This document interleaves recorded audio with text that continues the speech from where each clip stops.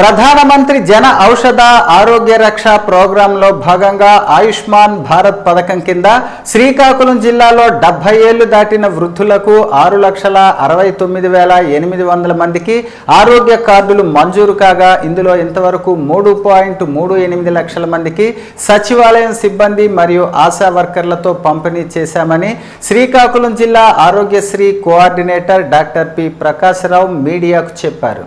శనివారం శ్రీకాకుళంలో ఆయన మీడియాతో మాట్లాడుతూ నిరుపేద కుటుంబంలో ఉన్న వృద్ధులకు ఆరోగ్య భద్రత కల్పించేందుకు ఈ పథకం ఎంతో దోహదపడుతుందని అన్నారు.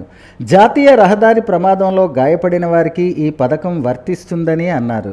ఒక్కొక్క లబ్ధిదారులకు 5 లక్షల రూపాయలు విలువ చేసే వైద్యం ఉచితంగా అందించే ప్రధానమంత్రి ఆయుష్మాన్ భారత్లో ఇటీవల కేంద్ర ప్రభుత్వం మార్పులు చేసి 10 లక్షల వరకు పెంపుదల చేసిందని చెప్పారు. అధికారికంగా ఇంకా మార్గదర్శక సూత్రాలు రావలసి ఉందని అన్నారు. శ్రీకాకుళం జిల్లాలో ప్రస్తుతం ఎన్టీఆర్ వైద్య సేవల నెట్వర్క్తో పీఎం ఆయుష్మాన్ భారత్ పథకం అనుసంధానం చేశామని తెలిపారు. ప్రధానమంత్రి జన ఆరోగ్య యోజన పిఎంజేఏవై కార్డు ఆయుష్మాన్ భారత్ కింద మనకి సెంట్రల్ గవర్నమెంట్ ఇచ్చినటువంటి హెల్త్ కార్డు అనేది ఉంది.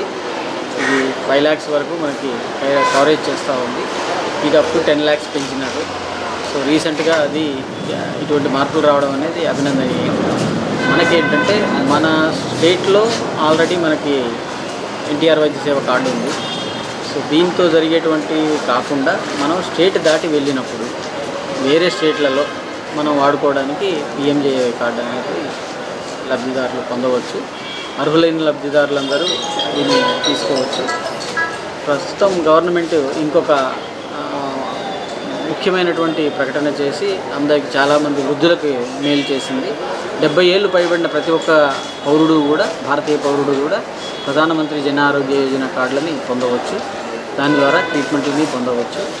అంతేకాదు ఆయుష్మాన్ భారత్ చేస్తున్నటువంటి పనులు, హెల్త్ ఇన్సూరెన్స్ పనుల్లో మనకి ఆధార్ కార్డుతో కూడా ఇతర స్టేట్లలో ఎక్కడ కానీ మనకి రోడ్ సైడ్ ట్రాఫిక్ యాక్సిడెంట్లు జరిగి ఉంటే జరిగిన వెంటనే దాన్ని 1.5 లక్ష వరకు ఇమీడియట్గా వైద్యాన్ని పొందే విధంగా గవర్నమెంట్ ప్రకటించడం, మొన్ననే సెంట్రల్ మినిస్టర్ గడ్కరీ గారు ప్రకటించడం చాలా అభినందనీయం.